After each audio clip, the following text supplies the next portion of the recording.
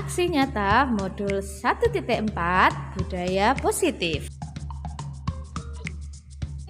Agni Nurani Karuniawati dari SDN Jambean 1, Kecamatan Keras, Kabupaten Kediri, calon guru penggerak Angkatan 7 kelas 58A. Latar belakang. Berdasarkan data dari buku kasus selama kurun waktu 1 semester, terdapat pelanggaran yang dilakukan siswa. Untuk itu, diperlukan budaya positif untuk membentuk karakter anak yang diyakini dengan kesepakatan kelas.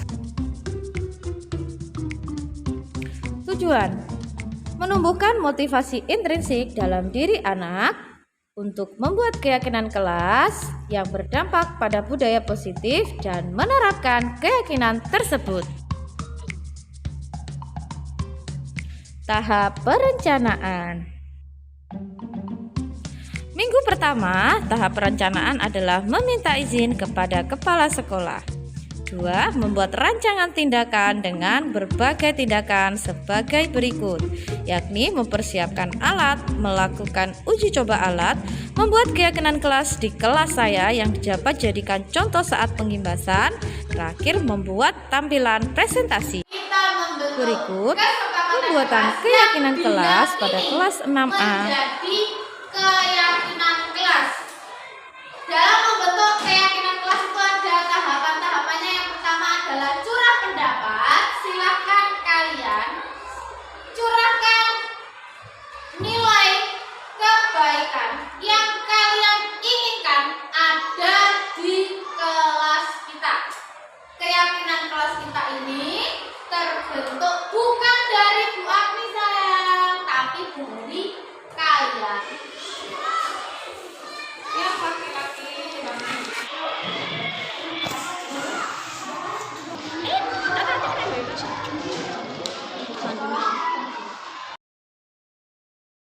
kalian sudah mencurahkan pendapat kalian. Dari surat pendapat ini akan Bu Agni baca. Terus nanti yang sama Bu Agni akan tulis dia.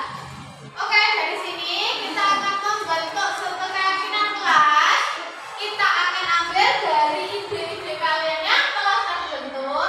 Yuk, kalau sudah terbentuk keyakinan kelas, marilah kita mengesahkan lagi keyakinan kelas kita dengan memberikan tanda tangan kalian di sini.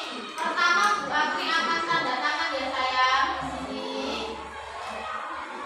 Kalian nanti akan juga menandatanganinya di sini.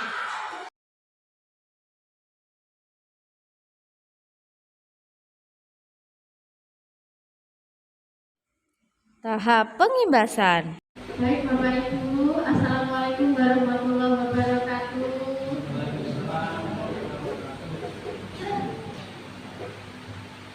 Bapak Ibu semuanya, yang pertama saya ingin mengucapkan terima kasih atas kehadiran Bapak Ibu semua dalam acara Aksi Nyata Modul 1.4, yakni pengimbasan budaya positif di lingkungan sekolah kita. Sebelum saya mulai, saya mau membuka presentasi ini dengan pantun. Oke, biar lebih seru. Jalan-jalan ke Bekasi, pulangnya bawa oleh-oleh teri. Mohon izin, saya mau presentasi budaya positif sebagai materi. Oke, Bapak Ibu, saya perkenalkan saya Pak Max J. Saya meskipun sudah kenal, saya perkenalkan dulu ya, nggak apa-apa. Saya soalnya double ini, selain sebagai guru SDN Jambean 1, saya juga sebagai calon guru penggerak Angkatan 7 kelas 58A. Pada kesempatan kali ini, saya akan memaparkan pengimbasan dari modul 1.4 yang berjudul budaya positif di sekolah. Oke Pak, monggo next Pak. Oke. Latar belakangnya mengapa saya mengambil pengimbasan budaya positif di sekolah. Nah, tujuan pendidikan menurut Ki Hajar Dewantara adalah menuntun segala kodrat anak, baik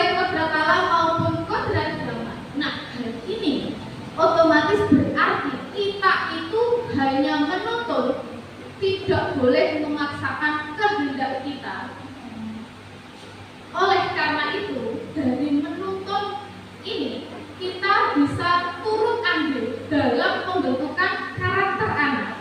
Nah, dalam lingkup sekolah memang menurut Ki Hajar Dewantara bahwa pembentukan budi pekerti atau karakter anak itu terbentuk dominannya pada lingkup keluarga. Akan tetapi kita sebagai guru di lingkungan sekolah juga bisa turut andil dalam pembentukan karakter anak. Saya telah melakukan studi pengamatan juga dalam berdasarkan buku kasus selama kurun waktu 1 semester ini. Saya perhatikan bahwa selama semester 1 tahun ajaran 2022 sampai 2023 terdapat pelanggaran yang dilakukan siswa SD Jabaran 1. Nah, mayoritas pelanggaran, dan ini saya yakin pasti setuju, terlambat sekolah dan tidak mengerjakan tugas. Nggih napa nggih Bapak? Kelas 1 bagaimana nggih Bapak? Kelas 2, kelas 3 ya, kelas 6 apa lagi? Kelas 6 apa lagi? Nah, untuk itu, ada juga pelanggarannya itu sering terjadi adalah kebersihan mereka yang kurang dijaga. Saya sering di kelas 6 itu menemui ya, di laci bangku terdapat bungkus makanan, dan atau mungkin lagi dari bapak ibu terdapat anak yang padahal di depan itu sudah ada sampah yang dipilah organik dan non organik, tapi membuangnya di oleh seorang atau bahkan mereka membuangnya tidak di tempat sampah. Nah, untuk itu perlu adanya namanya kesepakatan kelas yang diyakini bersama oleh semua anggota kelas, dan ini diyakininya oleh siapa saja. Kesepakatan kelas ini diyakininya oleh guru, siswa di kelas tersebut, sehingga akan terbentuk adanya budaya yang positif. Monggo Bapak, dari latar belakang tersebut saya mengharapkan setelah pengimbasan ini ada tujuan bahwa pengembangan budaya positif itu dapat menumbuhkan motivasi intrinsik dari anak, sehingga anak itu menjadi pribadi yang bertanggung jawab dan berbudi pekerti luhur dan berakhlak mulia. Untuk itu, apa yang harus dilakukan? Pertama, membuat keyakinan kelas yang berdampak pada budaya positif siswa. Setelah dibuat, diapakan, diterapkan atau diaplikasikan di kelas tersebut agar terbentuk budaya positif dari siswa. Monggo Pak. Nah, materi yang akan kita pelajari hari ini, yang pertama, adanya perubahan paradigma belajar, kemudian disiplin positif, motivasi perilaku manusia, kebutuhan dasar, posisi kontrol restitusi, keyakinan kelas, dan segitiga restitusi. Oke, untuk langkah pertama saya minta Bapak Ibu berpasangan duduknya. Monggo, oh Pak, Pak Bunda di sini berpasangan. Saya minta tolong nanti yang bagian saya lihat ini yang bagian sebelah kanan menjadi pemain A, yang kiri menjadi sebagai pemain B. Berarti kalau Bu Putri ya Bu Putri B, pemain B G. Atau enggak, itu kesepakatan enggak apa-apa. Pak Andi A, berarti Pak Effendi B. Pak Tohir ngaten nggih, Pak Tohir A, B. Pak, oh ya. Oke, baiklah. Bu Pena, aku B ya. Ya, berarti A. Alhamdulillah pemilih yang A juga. Pak Kamuda berarti A, Bu A, B. Oke. Apakah yang akan kita lakukan hari ini? Sebagai pemain A atau A, peran A itu apa? Bayangkan, bayangin, panjenengan bayangin.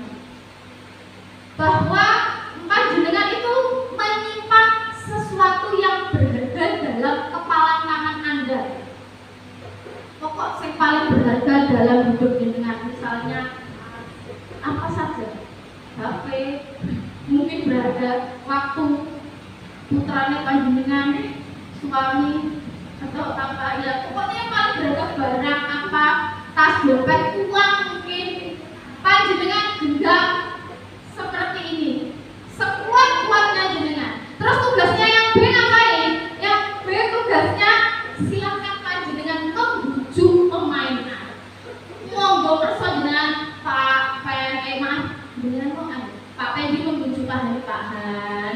Ayo Pak Han, dan pembukaan Pak Han, atau justru membujuknya dengan yang hal negatif misalnya hinaan atau mungkin perusahaan atau coba sekarang coba buku jenengan.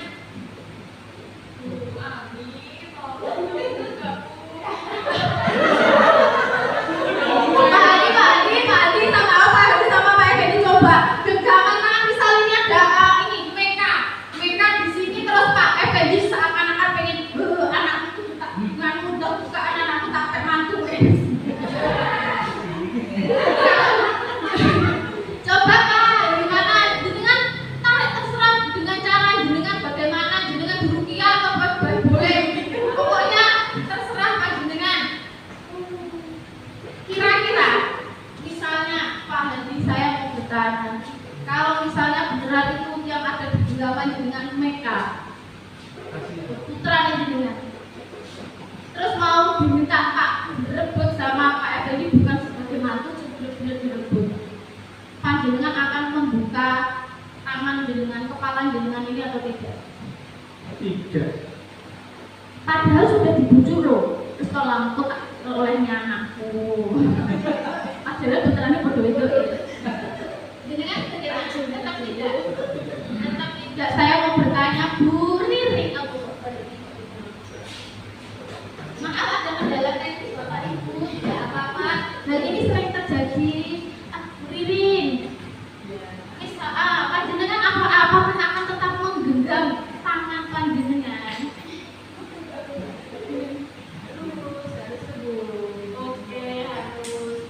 Siapakah yang bisa mengontrol panjenengan semua, menggenggam atau membuka kepala tangan panjenengan semua? Siapa yang bisa mengontrol? Saya sendiri. Iya, saya sendiri. Monggo di next Pak. Apakah ada membuka kepala tangan Anda? Tidak. Tadi sudah dijawab mengapa. Ya karena itu berharga bagi saya, Pak Hadi tadi mereviewnya seperti ini. Apakah tetap menutup tangan Anda? Iya, karena ini berharga, mereka itu berharga bagi saya. Terus dalam kegiatan ini sesungguhnya siapa yang memegang kendali atau kontrol untuk membantu atau membuka atau menutup kepala tangan? Siapa? Iya, diri sendiri. Oleh karena itu, budaya positif itu penting dilakukan dengan yang awalnya dilakukan menggunakan teori kontrol. Dari sini kita bisa memperhatikan bahwa kalau dari stimulus respon kita, selama kalau kita tidak mempunyai teori kontrol, kita itu melihat kebutuhan kita itu seakan-akan sama. Kalau misalnya kebutuhannya Pak Hadi sepeda gunung, mungkin kalau saya tidak punya teori kontrol, saya ya pengen beli. Padahal saya tidak membutuhkan. Saya lebih membutuhkan ya uangnya saja. Kemudian kalau tidak memiliki teori kontrol, semua orang itu melihat hal yang sama dan harus sama. Kalau bukaan pakai jilbab warna abu-abu, padahal teori kontrol itu penting. Misalnya dalam hal yang negatif, anak itu kok bermain kartu ketika kelas 11 sedang belajar. Kalau dia tidak memiliki teori kontrol, dia pasti akan ingin ikut-ikutan. Tapi kalau punya teori kontrol, lihat dulu minimal. Oh ada bukan Pak Nardi. Minimal dia ada teori kontrol meskipun motivasinya harus dari orang lain. Kemudian orang lain kalau pakai stimulus respon sedaya wau boten. Ternyata setelah dibujuk, Pak, jenengan tak dongakne, Pak.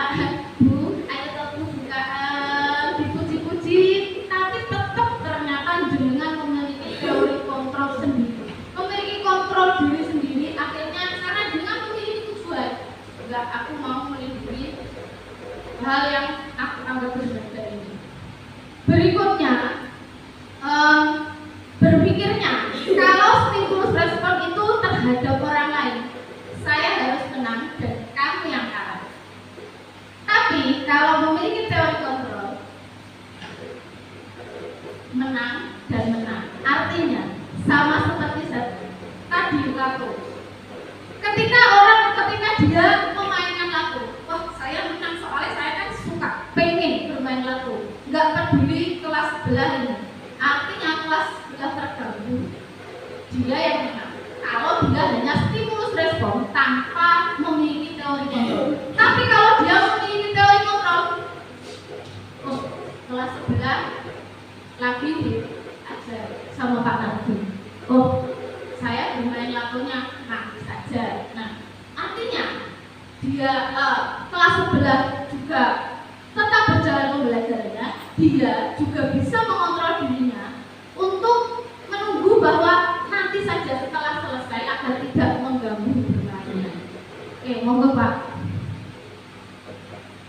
Nah, selanjutnya dari teori kontrol tersebut akan terbentuk namanya disiplin positif.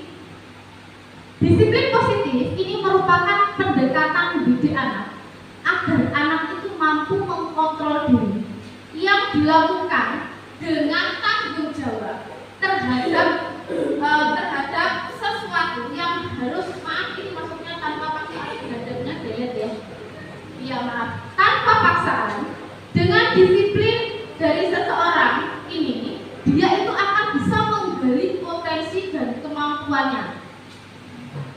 Oke Pak, monggo. Nah, puncaknya kita di puncaknya bahwa disiplin positif ini akan memunculkan nilai kebajikan kalau di lingkup sekolah dasar dengan diberlakukannya kurikulum merdeka, maka disiplin positif akan memunculkan nilai-nilai yang terdapat dalam profil pelajar Pancasila. Pertama, beriman dan bertakwa kepada Tuhan Yang Maha Esa dan berakhlak mulia. Berikutnya, berkebinekaan global. Jadi dia tetap berpikiran untuk tetap menghargai sesama meskipun berbeda, tapi berpikir meluas, tidak hanya dalam lingkup dalam negeri, bisa juga dalam luar negeri. Bergotong royong, saling membantu. Kalau di kelas bisa kita aplikasikan dengan cara berdiskusi atau mungkin kegiatan curhat bersih. Kreatif ini merupakan profil pelajar Pancasila yang sering banget yang kita harus gali dari anak-anak. Dari kreativitas ini nanti akan memunculkan namanya bernalar kritis. Bagaimana cara menggali bernalar kritis? Banyak-banyak anak-anak itu banyak-banyak diajak untuk ada pembelajaran yang berbasis masalah atau pakai problem solving. Dari sini nalar kritis anak-anak bisa terasa. Kemudian yang terakhir mandiri tentunya anak-anak akan bisa melakukan pekerjaan ataupun kegiatan apapun secara mandiri. Mungkin kalau di kelas 1 levelnya kan ya masih kelas 1, mungkin sudah tidak ditunggui orang tua lagi, itu sudah termasuk mandiri. Kalau di tingkat kelas 6 mungkin mandirinya itu tidak usah diberitahu atau tidak usah diberikan penjelasan terlebih dahulu. Mereka itu sudah mencari atau menggali pengetahuan tidak hanya dari satu buku, tapi juga dari sumber-sumber manapun, karena sumber belajar tidak hanya dari sebatas buku. Monggo Pak. Nah, kita akan belajar juga 3 motivasi perilaku manusia. Yang pertama, untuk menghindari ketidaknyamanan atau hukuman. Jadi anak itu bisa mematuhi peraturan kalau motivasinya menghindari ketidaknyamanan atau hukuman. Contohnya ketika ada saya mau masuk, ya, anak ayo masuk, oh buat ya. Artinya sebenarnya mereka itu masuk bukan karena keinginan dia udah jamnya, tapi karena harus melihat saya. Karena terus aku timbangannya 2 minus susu atau timbangannya 2 minus itu aku dihukum, mending aku nggak melakukannya. Kemudian motivasi yang kedua itu untuk mendapatkan imbalan atau penghargaan dari orang lain. Contohnya misalnya data paling awal, biar apa? Baby iki lho murid sing paling iki lho. Atau mungkin ada beberapa di kelas itu mungkin kalau kamu bisa menjawab pertanyaan saya, kamu akan saya beri hadiah bintang. Nah, itu sebenarnya juga termasuk 3 motivasi perilaku manusia. Kemudian, nah yang ketiga, dan saya harap yang ketiga ini juga motivasi panjenengan semua untuk mengajar, yakni untuk menjadi orang yang menghargai diri sendiri dengan nilai-nilai yang dipercaya. Untuk motivasi yang pertama itu sifatnya hanya sementara. Artinya kalau anak itu hanya melihat saya, dia akan patuh. Tapi kalau nggak melihat, terus saking kuatnya orangnya kok gitu. Jadi sifatnya hanya sementara. Kemudian yang kedua pun juga seperti itu. Ketika Bu Putri terbiasa untuk memberikan hadiah mungkin berupa bintang, ternyata Bu Putri nggak masuk, yang masuk Pak Hendri mungkin. Pak Hendri kan nggak tahu. Mana Pak bintangnya? Aku mau jawab kalau nggak ada kalau ada bintangnya loh. Berarti motivasi dia bukan dari dalam tapi masih dari luar. Kemudian kalau yang terakhir ini karena dia itu menghargai diri sendiri dan menghargai nilai-nilai yang mereka percaya. Nilai-nilai yang dipercaya setiap orang mungkin berbeda, tapi terdapat juga ada nilai-nilai kebajikan yang bersifat universal. Misalnya kejujuran, menghargai sesama, bergotong royong. Nah, seperti itu karena disiplin misalnya. Saya akan datang sebelum jam 7 karena memang saya harus jujur dan disiplin. Bukan biar dilihat bagus oleh orang lain. Seperti itu. Monggo Pak.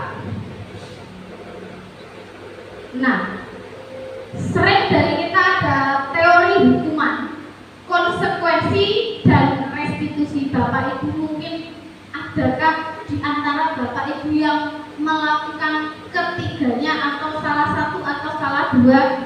Kalau hukuman itu sesuatu yang menyakitkan, harus terjadi karena akibat pelanggaran. Contohnya karena dia datang terlambat, disuruh keliling lapangan, menyakitkan, kamu mogok. Konsekuensi sesuatu yang terjadi akibat pelanggaran. Contohnya, monggo begini. Contohnya dari konsekuensi, misalnya kalau dia tidak mengerjakan tugas, lupa. Konsekuensi dia, misalnya mengerjakan tugas ketika dia istirahat, sehingga waktu istirahatnya berkurang. Itu konsekuensi. Nah, konsekuensi di sini tentunya beda penyampaiannya dengan hukuman Bapak Ibu. Kalau hukuman jelas menghardik mimik wajah yang menyeramkan, hinaan, dan saya sering melakukan yang pertama. Saya mengakui. Tapi karena saya mengikuti guru penggerak, saya belajar dari situ. Kemudian saya akan terus memperbaiki diri saya. Adakah Bapak Ibu yang sering memberi hukuman? Ya. Ada? Ya. Oh. Kalau restitusi beda lagi Bapak Ibu, ini jauh lebih bagus lagi. Restitusi seperti misalnya tadi, mohon maaf Bapak Tohir. Tadi Pak Tohir, muridnya Pak Tohir tadi ada yang melakukan mengganti predikat B menjadi predikat A. Kalau restitusi yang tidak, misalnya kalau dia hukuman pasti langsung marah. Tadi saya lihat Pak Tulen nggak marah. Tapi belum juga melakukan restitusi, Pak. Ini merupakan pilihan yang ditawarkan untuk memperbaiki kesalahan. Nah, tapi kalau kasusnya seperti kelas 4 tadi, apa yang harusnya dilakukan? Berikan tawaran dulu agar mereka berpikir kritis, mau memperbaiki kesalahannya, tidak langsung oh ya konsekuensi kamu karena kamu ini langsung begini. Tidak. Konsekuensi bagus, tapi lebih bagus lagi kalau restitusi, artinya menawarkan dulu. Kalau seperti ini, apa yang bisa kamu lakukan untuk memperbaiki rapot kamu yang telah kamu coret-coret? Nah, misalnya anak itu minta maaf Pak, saya setipu Pak, atau bagaimana. Tapi jenengan juga mengarahkan, menawarkan bukan berarti semuanya. Ya, tidak, tapi mengarahkan. Kalau disetipu nanti akan menjadi kotor, tidak rapi. Kira-kira apa yang harus kamu lakukan? Jenengan tawarkan.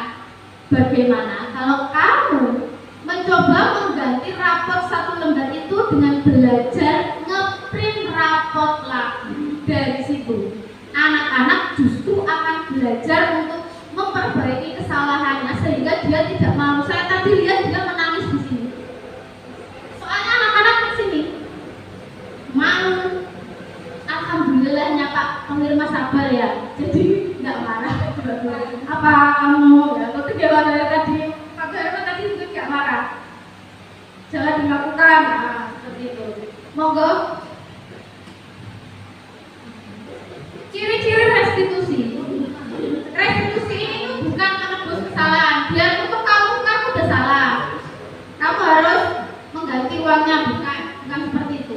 Namun belajar dari kesalahan dan memperbaiki kesalahannya.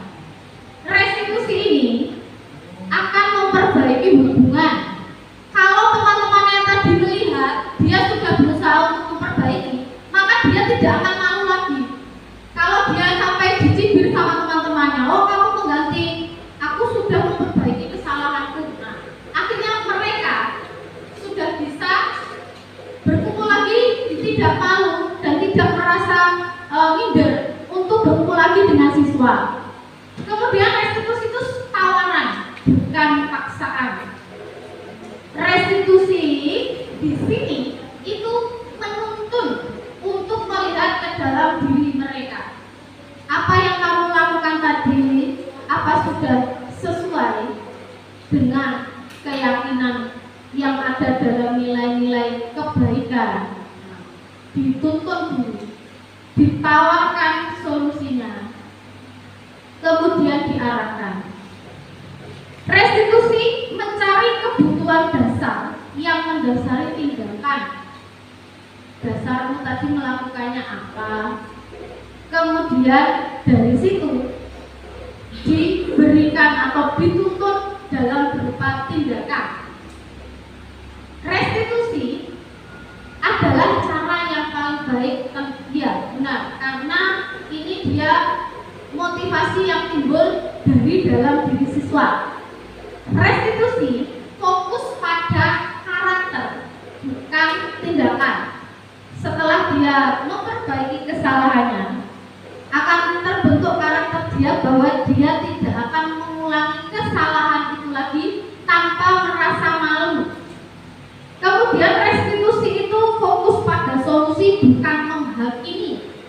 Salah kamu. Bukan, tapi justru memberikan solusi. Kemudian restitusi itu mengembalikan murid untuk yang berbuat salah itu pada kelompoknya.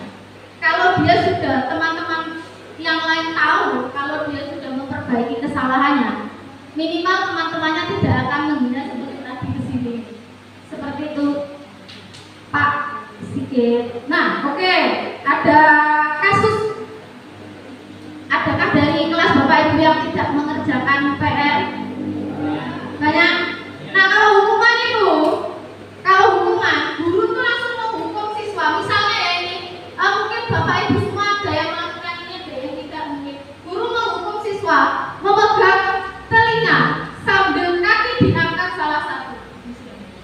Itu hukuman. Hukuman seperti ini tidak hanya membuat anak malu, tapi juga dapat membuat hubungan anak dengan temannya itu menjadi renggang. Kemudian konsekuensi.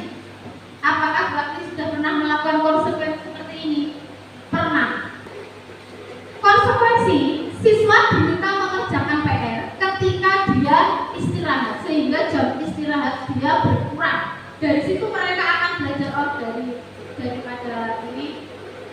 daripada aku besok lagi jam istirahatnya berkurang, akan kerjakan, akhirnya seperti itu. Nah, konsekuensi ini maksudnya lebih baik restitusi daripada konsekuensi. Kenapa? Karena konsekuensi ini langsung. Ya udah, kamu tahu peraturannya kan, kalau nggak mengerjakan PR. Tapi dengan mimik wajah yang bukan bertahan atau mungkin nada suara yang ini bukan. Udah tahu kan kesalahannya, ya kan, harus ngapain. Nah, ini konsekuensi. Tapi kalau restitusi itu menanyakan dulu keyakinan kelas kamu bagaimana, apa saja, apakah kamu meyakini itu. Dan kemudian guru juga nih, kalau sudah seperti itu sebenarnya apa yang kamu pilihkan, kok tidak mengerjakan PR. Guru memberikan kesempatan untuk memperbaiki kesalahannya. Jadi konsekuensi di dalam restitusi itu terdapat tawaran berupa solusi. Jadi digali dulu perasaan anak, digali dulu pembentukan karakter anak. Dari situ mereka akan belajar dari kesalahannya. Jadi tadi Mbak bilang keyakinan kelas itu apa sih? Mengapa kok keyakinan kelas? Mengapa kok bukan peraturan kelas saja? Awal pembelajaran di tahun 2022-2023, maaf bukan ya saya ceritakan ya pengalaman ini, kan kita sama-sama belajar gimana, bukan berarti saya menjelaskan dengan bukan. Bu Vena ngeprint peraturan kelas. Oke, saya bilang Bu Vena, sekolah kita sudah menerapkan kurikulum merdeka. Artinya kita itu merdeka dari aturan. Tapi kalau aturan, anak-anak itu hanya ingin menaati sebatas yang tertulis saja tanpa diyakini. Kalau aturan di situ misalnya siswa harus datang tepat waktu, siswa jangan terlambat. Kalau mereka hanya menaati peraturan, mereka akan datang tepat waktu di sekolah saja. Tapi kalau keyakinan kelas pada kegiatan apapun, dia akan datang tepat waktu. Contohnya seperti ini. Mengapa kita memiliki peraturan tentang penggunaan masker dan mencuci tangan setiap saat ketika pandemi kemarin? Kenapa Bapak Ibu jenengan kok memakai masker? Saya mau bertanya dulu. Supaya untuk Pak? Oh iya ada. Dia tertular. Bukan karena menaati aturannya pemerintah 3M. Ya. Iya. Panjenengan memperhatikan kesehatan panjenengan biar tidak tertular. Itu merupakan keyakinan panjenengan sendiri.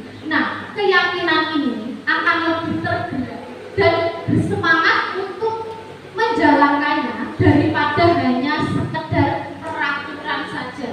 Kalau panjenengan misalnya tidak meyakini bahwa menggunakan masker dan mencuci tangan itu dapat menjaga kesehatan panjenengan, pasti panjenengan kalau di acara-acara tertentu saja menggunakannya atau mencuci tangan. Padahal kalau Anda pulang dari rumah, pulang dari luar, misalnya dari minimarket atau dari mana, kan pasti cuci tangan juga. Nah, itu berarti Anda sudah yakin. Nah, inilah yang akan kita lakukan di sekolahan kita, membentuk suatu keyakinan kelas. Monggo Pak Sikin. Nah, keyakinan kelas itu prosedurnya berikut toh Bu Akti. Kita ada sesi namanya surat pendapat. kita akan mencoba membuat keyakinan kelas. Saya akan membagikan keyakinan kelas boleh dibentuk seperti apapun, tapi misalnya saya pakai sticky note boleh, atau menggunakan kertas yang ada lemnya. Mohon izin Bu Lilis mengambil. Oke, monggo panjenengan mencatat. Gak usah banyak-banyak, 3 saja.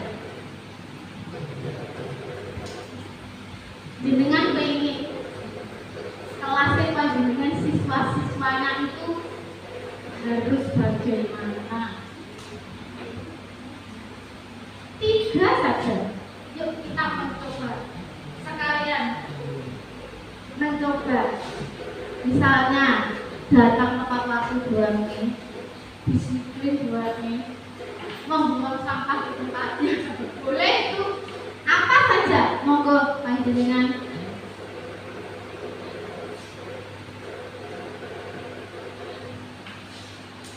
Pak Diet nanti jenengan ini nggih, jenengan catat di slide paling terakhir.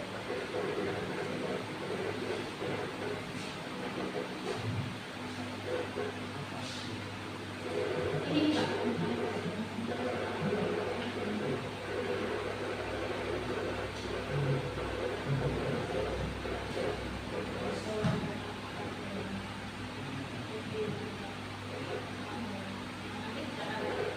Sudah Bapak Ibu?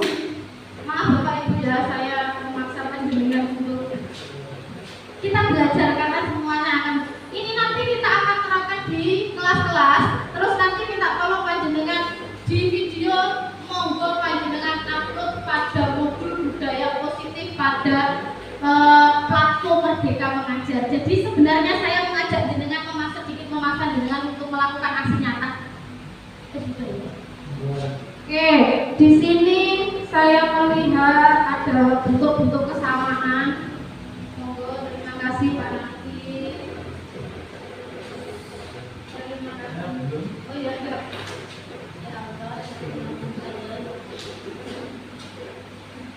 Kami mau bikin minta tolong dilihat itu karena masih enggak. Oke Pak, dari sini saya lihat dulu persamaan ya. Mungkin dari Bapak Ibu guru itu berbeda semua, tapi pasti ada persamaan entah 1 atau 2. Di sini yang saya perhatikan tertib Pak, dengan catat tertib. Oke, siswanya tertib. Kemudian ini tertib juga. Disiplin Pak, disiplin. Selalu menyayangi berdoa.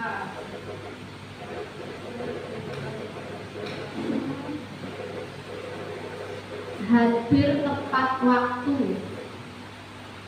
Oh God, minta tolong Pak, jenengan catat deh.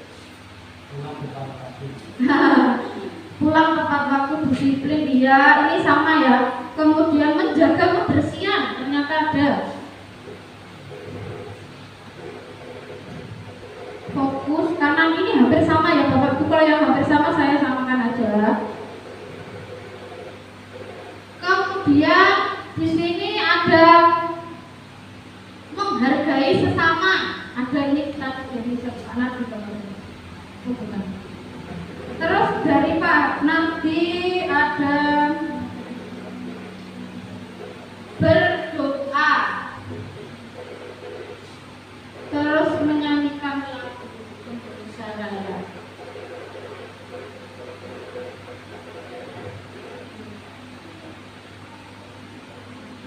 Oke, nah bagaimana pembentukan kelasnya? Pertama, kamu digali dulu yang diinginkan siswa. Kalau yang hampir sama, ditulis salah satu saja. Kemudian dari sini kita lakukan lagi analisis. Kita anggap aja yang paling penting atau bisa diinikan dari bisa diakumulasikan dengan item yang di atasnya. Seperti nggak usah tak bener kan. Oke, Jenengan kalau di kelas 1, kalau saran saya membuat keyakinan kelas itu cukup 3 sampai 7 saja. Kalau di kelas 1 nggak usah banyak-banyak. Mungkin panjenengan bisa tertib atau mungkin hadir tepat waktu dan menghargai sesama. Nah, dari situ mereka bisa jenengan gali lagi untuk ketika melakukan kesalahan atau pelanggaran, jenengan kembalikan lagi. Contohnya mereka misalnya membina temannya, jenengan kembalikan lagi. Apakah membina teman itu sudah menghargai sesama? Apakah kan kamu sudah yakin dengan kelas? Apakah sudah menghargai sesama? Nah, seperti itu. Kalau kelas 1 memang saya yakin ini hal yang belum ini ya, sangat harus ekstra ya. Jadi dituntut terus Bapak Ibu yang di kelas bawah harus menuntut. Kemudian selanjutnya mengganti kalimat negatif menjadi kalimat positif. Alhamdulillahnya dari Bapak Ibu tadi tidak ada yang menuliskan kalimat negatif. Kalimat negatif contohnya bagaimana Bu Ami misalnya. Satu misalnya ya, hadir tepat waktu itu jangan terlambat. Nah, kata jangan itu kan negatif pakai. Artinya biar mereka tidak merasa kebiaran, diganti dengan kalimat positif yakni hadir tepat waktu. Menjaga kebersihan di sini pun juga monggo jenengan bisa kembalikan lagi ketika mereka membuang sampah tidak pada tempatnya atau kelas atas itu tidak memilah sampah. Berdoa, sebenarnya kalau berdoa ini kita hanya bisa melakukannya pada awal dan akhir pembelajaran ya Bapak Ibu, sehingga bisa kita lakukan kalau mereka berdoanya tidak dengan serius. Kalau kelas 6 itu jujur Bapak Ibu kadang-kadang tidak serius berdoanya. Harus saya beri apa ya? Berdoa baru mereka benar-benar serius. Kemudian menyanyikan lagu Indonesia Raya. Menyanyikan lagu Indonesia Raya itu sebenarnya bukti dari kebinekaan yang global. Ini terdapat dalam profil pelajar Pancasila. Dia atau keyakinan menyanyikan lagu Indonesia Raya ini merupakan rasa untuk nasionalisme, bentuk nasionalisme yang sederhana, tapi dapat menanamkan karakter pada anak tentang cinta tanah air. Monggo Bapak. Nah, setelah slide yang keyakinan,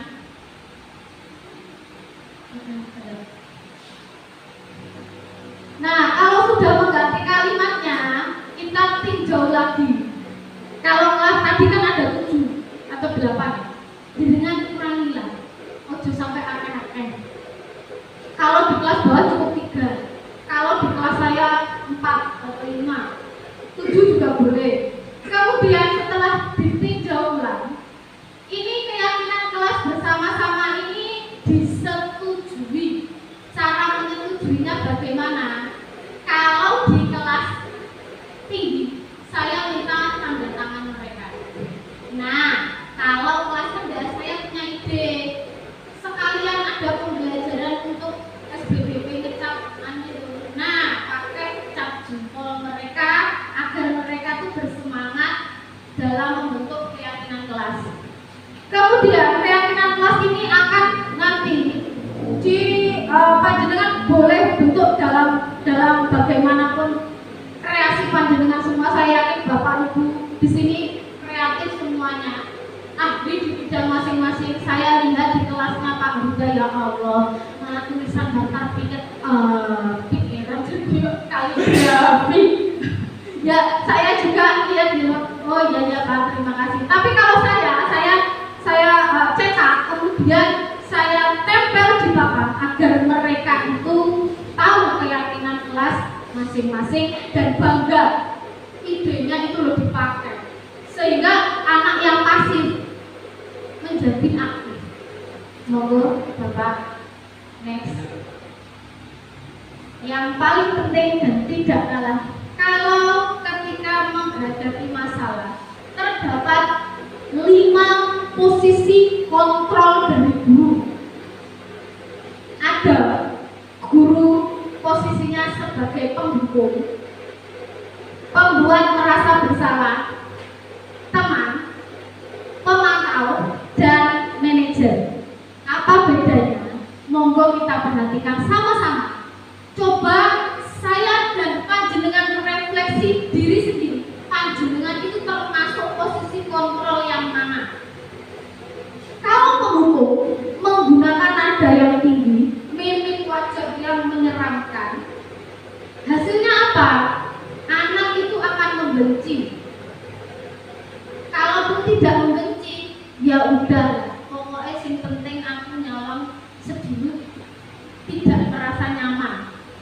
Lebih buruk lagi, kalau anak yang gampang down seperti murid saya, ada namanya Haryanti, langsung nangis, begot, tidak mau, akhirnya minder, tidak melakukan apapun aktivitas selama 1 hari.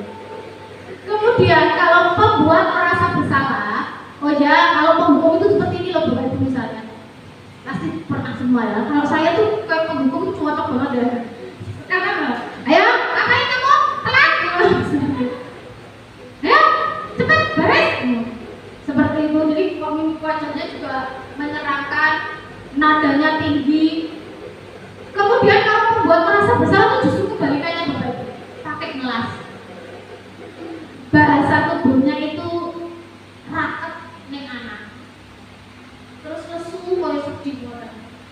Hasilnya anak tuh jadi merasa bersalah dan merasa kecewa pada diri sendiri. Contohnya begini, ya Allah apa sampai aku tak bangga nih, kok malah sama koyo preyo isin kok bangga Pak Nati ngomile.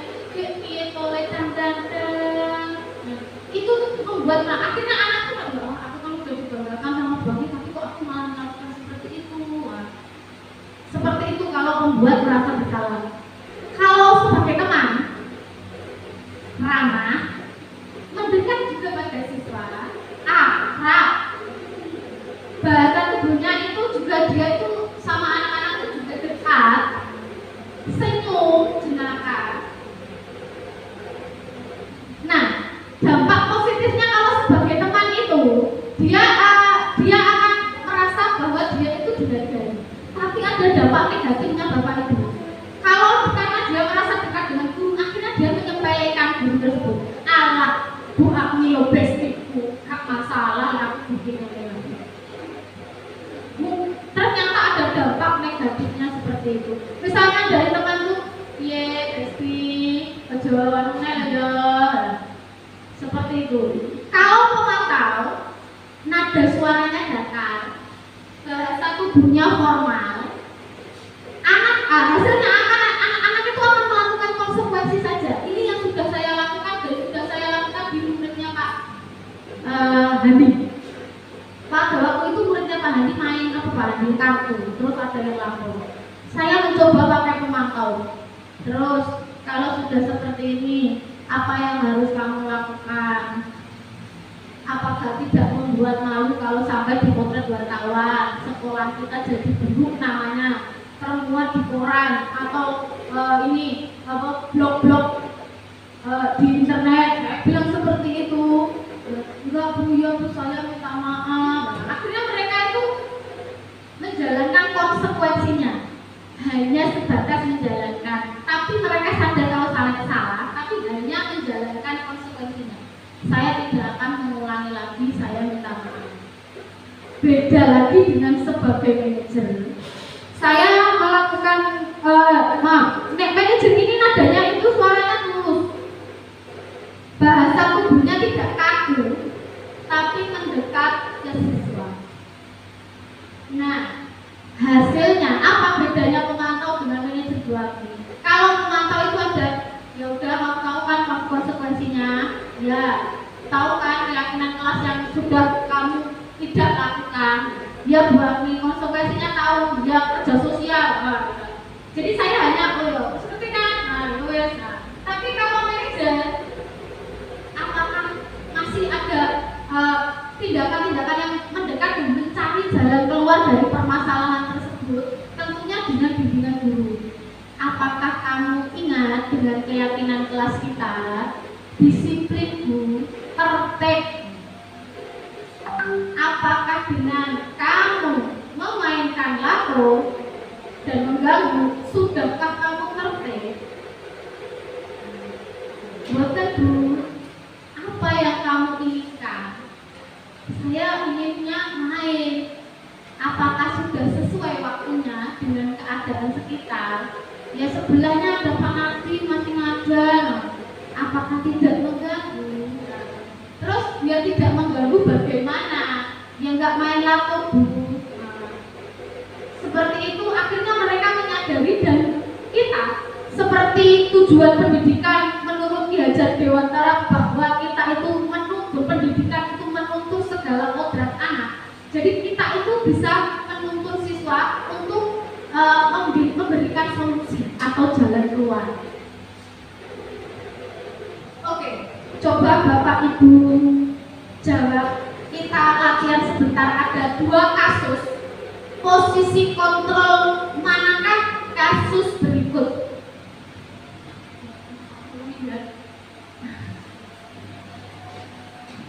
Coba kira-kira yang pertama, siswa terlambat datang ketika ujian dan lupa membawa nomor ujian. Guru menyuruh anak lari keliling halaman dahulu, kemudian menyuruh pulang untuk mengambil nomor ujian. Kira-kira posisi kontrol yang manakah ini Bapak Ibu? Penghukum, pembuat merasa bersalah, ya teman, pemantau atau manajer? Iya, penghukum. Dari mana ciri-cirinya? Langsung memberi hukuman versi dia sendiri, lari-lari. Terus dia tidak ini, guru tidak memperhatikan bahwa ujian itu kan sudah berlangsung, sudah telat. Waktu ujian pun juga sudah berkurang. Mereka harus diharuskan keliling lapangan, halaman maksud saya, kemudian masih disuruh pulang ambil.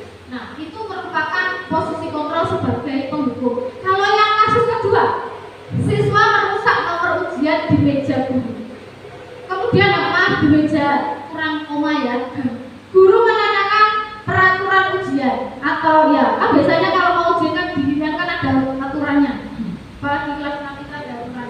Sehingga siswa yang merusak nomor ujian tidak boleh masuk ke ruang ujian karena sudah ada kalau harus ada nomor ujian. Dan di meja maupun yang di bawah itu ada tertera aturannya seperti itu memang. Sebelum mengganti nomor ujian temannya. Jadi guru itu tahu kan, kamu baca peraturannya. Nah, tahu kan? Yang saya mana? Pemantau. Iya, pemantau, benar pemantau. Dia hanya memberikan konsekuensinya saja, tapi tidak memberikan solusi. Oke, monggo.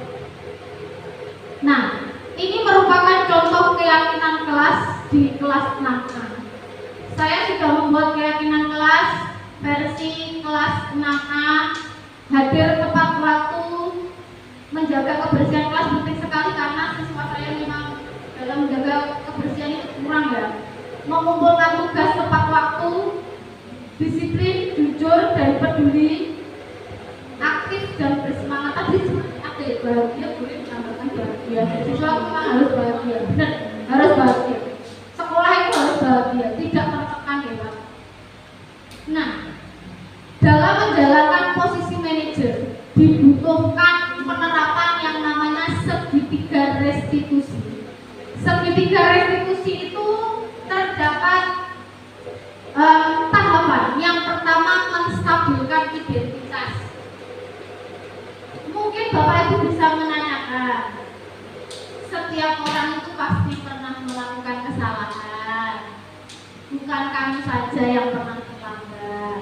Artinya kalau sudah seperti itu mereka kan berarti kesalahan itu kesalahan saya bisa perbaiki. Terus kamu bukan satu-satunya yang melakukan hal itu. Itu menstabilkan identitas. Validasi tindakan yang nomor 2 bisa dilakukan dengan menanyakan. Saya tahu kalimatnya beda tapi intinya sama, pasti punya alasan melakukan hal itu. Terlambat pasti punya alasan. Kemarin nonton bola Bu Agni, pasti punya alasan seperti itu sehingga bangunnya kesiangan. Kemudian adakah cara yang lebih baik lagi biar kamu itu tidak terlambat? Nah, misalnya ya udah Bu Agni, saya nontonnya tetap nonton bola tapi di YouTube aja, jadi nggak harus siaran langsung itu. Nah, jadi ada dari anak itu muncul bagaimana cara memperbaiki diri dia. Kita menuntut tidak maksa, tapi mereka justru menyadari sendiri dan menggali potensi mereka dalam menyelesaikan masalah. Kemudian menanyakan keyakinan kelas kita apa. Kita kan sudah sepakat, oh ya Bu, hadir tepat waktu. Apakah kamu sudah hadir tepat waktu? Tidak Bu Agni. Terus kamu inginnya itu seperti apa? Ya hadir tepat waktu. Kalau hadir tepat waktu, biar hadir tepat waktu bagaimana? Nah, seperti itu. Penerapan, maaf Pak, pernah saya lakukan, sudah saya lakukan demonstrasi kontekstual. Pak, ada video di bawah dengan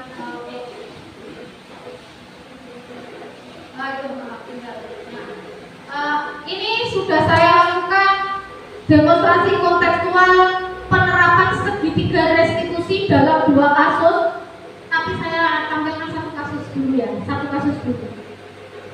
Dengan banternya Pak.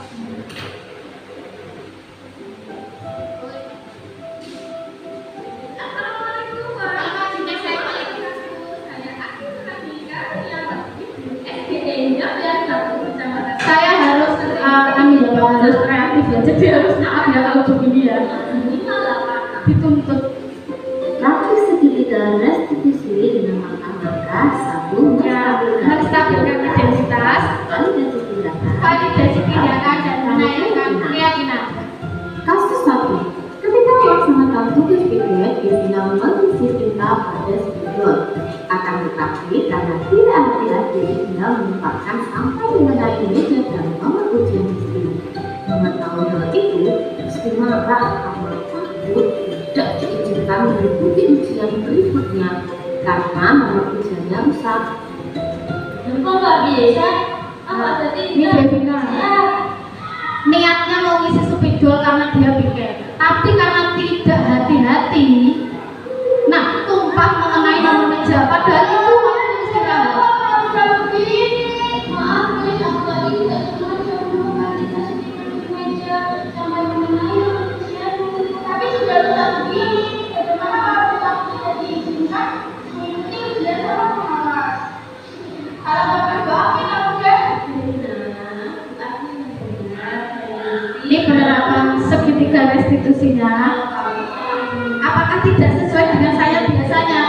Saya sedang mencoba untuk menerapkannya. Nah, ini pada validasi tindakan yang salah. Nah, menanyakan keyakinan mana yang belum dikuasai. Ternyata dari kesalahan itu keyakinannya menjaga kebersihan dan kerapian kelas. dalam mempelajari kelas kita.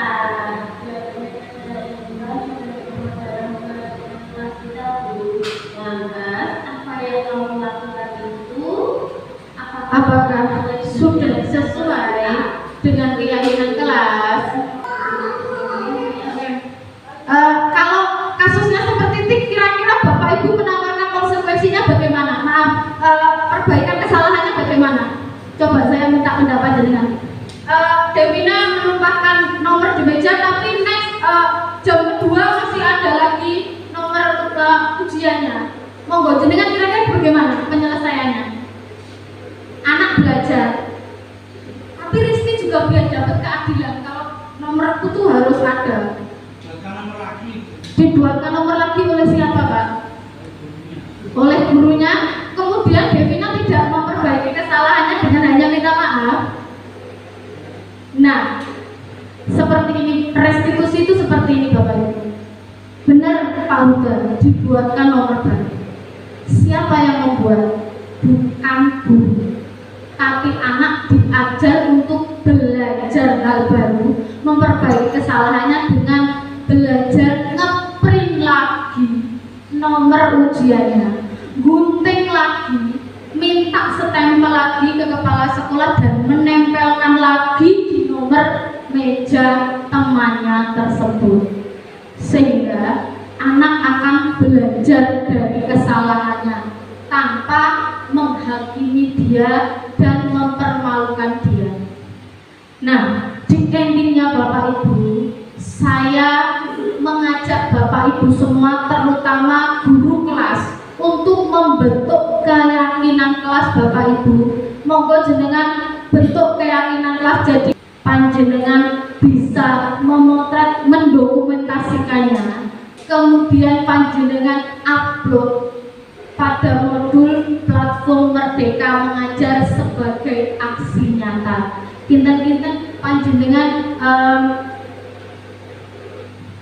bisa ya melakukan ngoten niku nggih. Bisa lakukan. Kalau anak-anak malah suka. Saya melakukannya di kelas 6A itu saya meminta testimoni mereka. Bagaimana pendapatmu kalau Bu Ati begini menanyakan keyakinan kelas? Kok saya merasa dihargai ya Bu, kalau jenengan itu tanya, seakan-akan jenengan itu menghargai saya sebagai manusia, meskipun saya masih kecil pendapat saya itu didengarkan, seperti itu. Bisa nggih Bapak Ibu? Nggih, saya akan bantu mendokumentasikannya. Kalau mau edit monggo bisa minta bantuan, ini saya dokumentasikan. Nggih, membentuk keyakinan kelas. Setelah membentuk keyakinan kelas juga menerapkan keyakinan kelas tersebut, sehingga terbentuk yang namanya budaya positif di sekolah. Akhir kata dari saya, sekian presentasi dari saya. Wabillahi taufiq wal hidayah. Wassalamualaikum warahmatullahi wabarakatuh.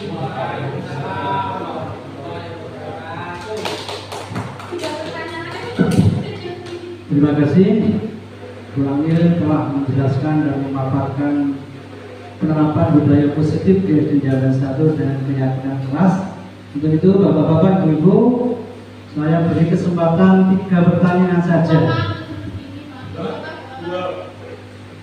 Ya, kesepakatan mengenai problem pelajaran Pancasila, teori hukuman, konsekuensi dan restitusi, 5 posisi kontrol guru, dan penerapan budaya positif di jenjang 1. Untuk itu kepada ibu yang menghendaki, siapa Bu Putri?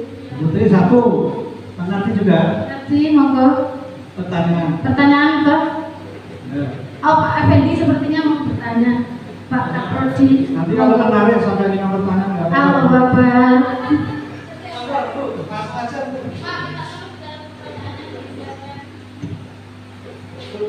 Terima kasih waktu yang diberikan.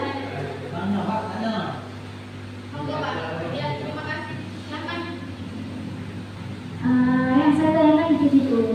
Tadi mungkin saya kurang fokus untuk membedakan apa itu aturan sekolah, peraturan kelas, sama keyakinan. Itu yang pertama itu, yang kedua itu siapa?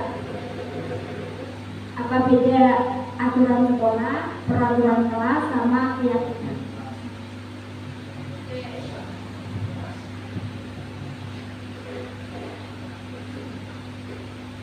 Antara aturan sekolah,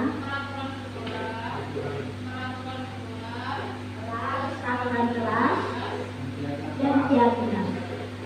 Keyakinan kelas ya.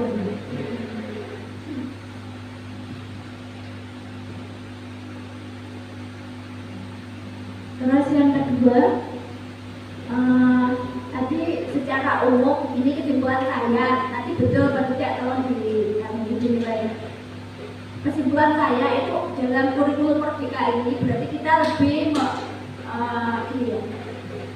mempositifkan, bukan berarti yang sebelumnya tidak positif, cuma ini lebih mempositifkan atau lebih menghaluskan, entah dari istilah atau praktek nyata. Apakah begitu? Contohnya begini, sebelumnya kan kita biasa menerapkan hukuman. Contoh, saya tidak jarang melihat ada anak yang dihukum di depan bendera itu hormat. Nah itu menurut saya itu jelas hukuman gitu toh.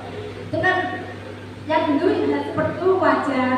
Ternyata sekarang lebih diperhalus lagi tadi ke apa lagi setelah hukuman terus konsekuensi. Terus setelah itu restitusi yang lebih, kalau restitusi itu lebih pasnya memang di kelas atas ya mungkin ya. Kalau di kelas kecil saya agak bingung. Cuman memang saya sama Bu Ri juga seringkali mengarah sebenarnya itu sanksi atau hukuman, cuma dia tidak terasa sedang dihukum karena tapi sudah tidak pernah membedakan. Ayo pegang telinga, ada sepertinya anak gak akan kapok malah suruh diulang-ulang karena hukumannya kayak ngono gitu Pak. Karena anak sekarang sepertinya sudah bukannya generasinya malu itu sebenarnya bukan itu. Kalau di kesimpulan saya itu betul atau tidak, dan yang pertama ini pertanyaan. Terima kasih. Ada lagi Bu Aan mungkin kayaknya Bu Aan ingin bertanya.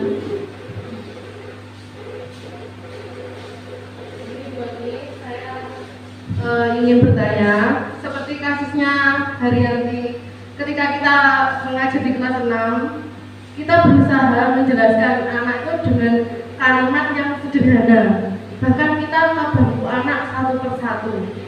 Tapi di tengah-tengah pelajaran kita pasti menemui kegagalan anak tersebut sampai anak tersebut menangis dan tidak mau melakukan apa-apa selama pelajaran kita. Lalu langkah upaya apa yang dapat kita lakukan sebagai guru dan juga sebagai pendidik untuk menumbuhkan reaksi positif pada siswa terhadap kegagalan? Langkah upaya apa yang dilakukan oleh guru sebagai pendidik untuk dapat menumbuhkan reaksi positif pada siswa terhadap kegagalan?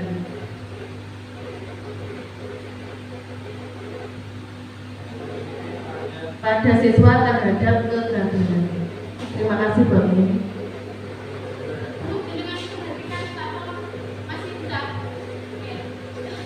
Oke, saya mau menjawab pertanyaan dari Bu Putri. Terima kasih atas pertanyaan Bu Putri dan Bu Aan.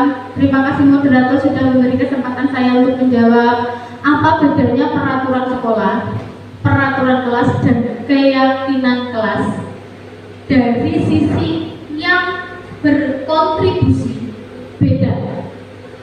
Kalau peraturan sekolah yang membuat kepala sekolah, guru, komite, dan pemangku kepentingan seperti pengawas ataupun kabid dinas pendidikan. Ngoten Pak Nardi. Aturan kelas dimuat dalam kurikulum. Peraturan sekolah dimuat dalam kurikulum yang nantinya akan ditandatangani dan disetujui oleh pihak dinas pendidikan. Itu yang berkontribusi ya, dari yang sisi berkontribusi. Kalau peraturan kelas yang berkontribusi guru kelas, siswa, tapi mayoritas hampir 80% dari guru. Kemudian kalau keyakinan kelas, anak-anak itu yang membuat guru dan siswa di kelas tersebut.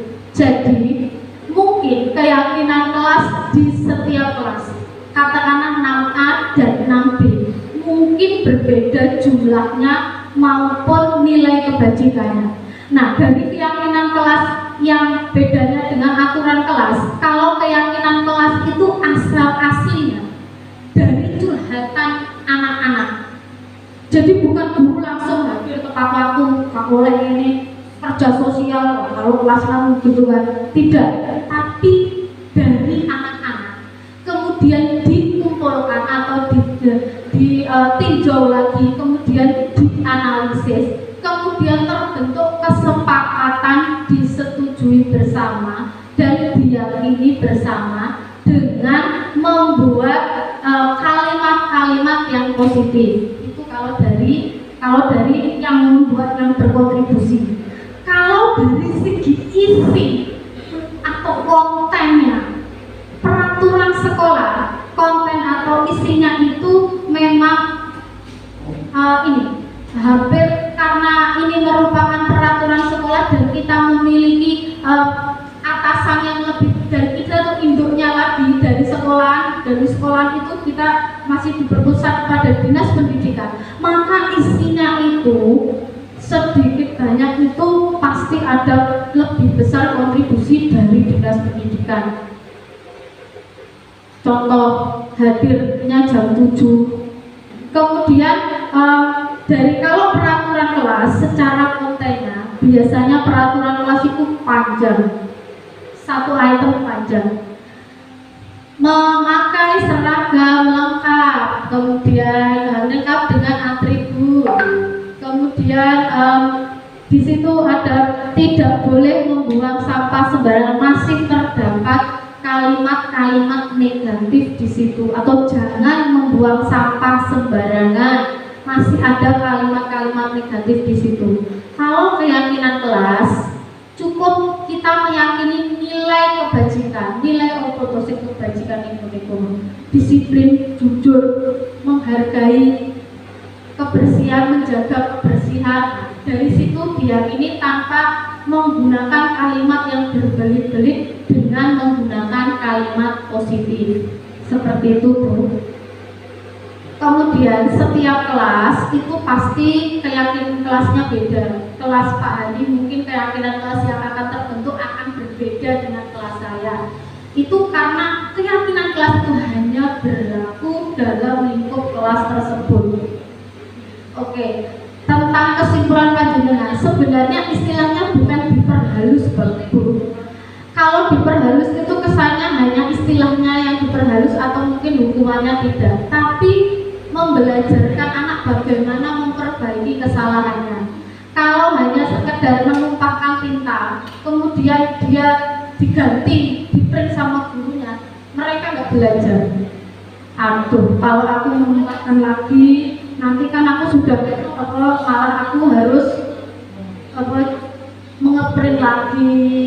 Mereka akan melalui proses ngeprint, belajar dari Pak Sigit, kemudian dia belajar gunting, belajar juga ngelet lagi. Nah, mereka akan mempelajari dari kesalahan tersebut apa sih yang bisa saya jadikan pelajaran untuk mengembangkan potensi saya dan tidak melakukan hal tersebut di kemudian hari. Tentang gimana Bu Putri, monggo. Berikutnya, upaya apa yang dilakukan guru sebagai pendidik untuk dapat menumbuhkan reaksi positif pada siswa terhadap kegagalan. Saya tahu Bu, saya juga sedang melakukan hal itu dan kebetulan itu murid saya. Hari ini saja Bu, hari ini saja sebenarnya kita bisa melakukan segitiga restitusi terhadap kegagalan anak. Jadi reaksi positifnya itu bisa terbentuk. Lagi-lagi pendekatan personal menjadi senjata yang ampuh. Komunikasi yang baik ampuh. Tapi saya tahu keadaan anakku itu memang kayak Haryanti, memang kayak ya. Saya yang bisa lakukan, akan saya lakukan. Saya akan melakukan segitiga restitusi dengan menstabilkan identitas, validasi tindakan yang salah, dan juga menanyakan keyakinan. Tapi selain itu, saya juga akan melakukan survei dengan banyak melakukan wawancara maupun pengamatan terhadap kehidupan dia di luar sekolahan, yakni di rumah. Kalau dia sudah tidak di rumah, memang dia tidak ada respon dari keluarga dan kita tahu sendiri, maka tugas kita berkati. Pertama, jangan hanya selalu kita ajak dia untuk bicara dulu sebenarnya dia maunya apa, tidak langsung menangis dan tidak menjawab apa-apa. Kalau sudah dia mau bicara gitu aja, sebenarnya kita sudah bisa mengunci dia. Oke, gak apa-apa. Hari ini bukan kamu saja kok yang mendapatkan nilai segitu, tapi sama ini kalau Bu Akmi udah dekat, Bu Aan dan Bu Akmi, Pak Effendi, Pak Hendri, yang ngajar kamu itu berusaha agar kamu mendapatkan yang terbaik, apalagi sekolah yang terbaik. Saya roboh artinya dari jalur itu. Akhirnya air matanya disekat, dia ngantuk. Iya, tapi iya, masih begitu. Saya yakin kalau lebih personal lagi akan jauh lebih banyak lagi kalimat yang keluar. Saya masih terbatas begini. Tapi panjenengan bisa juga menerapkan, setelah itu menerapkan segitiga restitusi seperti yang saya lakukan pada demonstrasi kontekstual. Tentunya memang tidak BIM salah BIM satu hari mereka berubah, tidak, dibutuhkan waktu agar mereka belajar. Ngoten Bu Aan. Nggih. Terima kasih Mbak Ani atas penjelasannya. Mengenai siapa itu? Haryanti. Namanya Arafah Bu. Ada positifnya, memang budaya positif di zaman satu itu warna-warni penuh, ya penuh dilema gitu. Seperti Arafah, positifnya nggak pernah ramai di kelas, bahkan saya tanya karena itu positifnya. Tapi saya belakang batin si bisu dari gua hantu. Nah, sebagai barometer kemarin saya pernah protes. Nah ini nilai agamanya apik Bu dengan anak yang lebih itu prestasi gitu. Nah, itu kan ada nilai positifnya, Pak Kadi mungkin dan lainnya. Sehingga lebih baik daripada anak yang Islam normal gitu. Ya, seperti filosofi pemikiran Ki Hajar Dewantara, bahwa setiap anak itu kita bisa analogikan sebagai tata surya dengan memiliki ciri-ciri yang berbeda, keunikan masing-masing. Mas yang seperti itu ciri-cirinya Saturnus, Jupiter yang besar, tapi dia memiliki ciri ternyata penyayang. Sama dengan siswa. Oke, terima kasih telah melihat sisi positif dari diri seseorang, Pak. Itulah yang dibutuhkan oleh seorang guru. Terima kasih. Sama-sama menyambut datangan dalam lagi Arafah akan datang di 6A. Terima kasih Bapak Ibu. Sudah selesai ya? Alhamdulillah sudah selesai penerapan budaya positif di pinjaman satu. Saya sebagai moderator mengucapkan terima kasih apabila ada kekurangannya. Mohon maaf yang sebesar-besarnya. Tidak lupa saya akhiri dengan pantun, dibuka dengan kami pantun. Burung nuri mandi di kali, gua akui hebat sekali. Terima kasih. Wassalamualaikum warahmatullahi wabarakatuh. Tahap pelaksanaan. Tahap pelaksanaan pengimbasan pembuatan keyakinan kelas. Yang pertama menjelaskan tentang keyakinan kelas dan langkah-langkahnya. Dan yang kedua membuat keyakinan kelas di kelas masing-masing. Berikut hasil pembuatan keyakinan kelas pada kelas 1A, 1B, kelas 2A, kelas 2B, kelas 3, kelas 4A, kelas 4B, kelas 5A, kelas 5B, dan kelas 6B. Tahap evaluasi. Pada tahap ini ditemukan hambatan, yakni siswa belum memahami dimensi yang terdapat dalam keyakinan kelas dan kadang siswa lupa tentang keyakinan kelasnya. Melakukan refleksi untuk menemukan solusi dengan pendampingan untuk menemukan solusi. 3. Tindak lanjut. Testimoni dari siswa dan guru. Tanggapan saya untuk budaya positif yang kemarin seminar Bu Akmi kemarin itu sangat bermanfaat bagi saya untuk kelas saya juga di kelas 2A.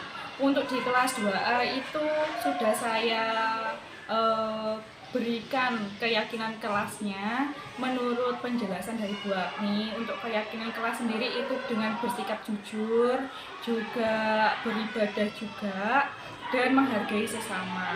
Maka dari itu untuk kesepakatan kelas itu sudah berjalan sesuai rencana dan sudah berjalan dengan kegiatan sampai saat ini. Keyakinan kelas itu kan Bu termasuk curhatan siswa-siswa atau Bu. Nah, saya juga merasa bangga karena ide saya dipakai di keyakinan kelas tersebut. Dan saya sudah nyaman-nyaman saja dengan keyakinan kelas tersebut. Tapi mohon maaf ya Bu kalau saya belum bisa melaksanakan keyakinannya dengan baik. Oke, nggak apa-apa. Kamu terus belajar ya. Terima kasih. Ya, sama-sama. Terima kasih.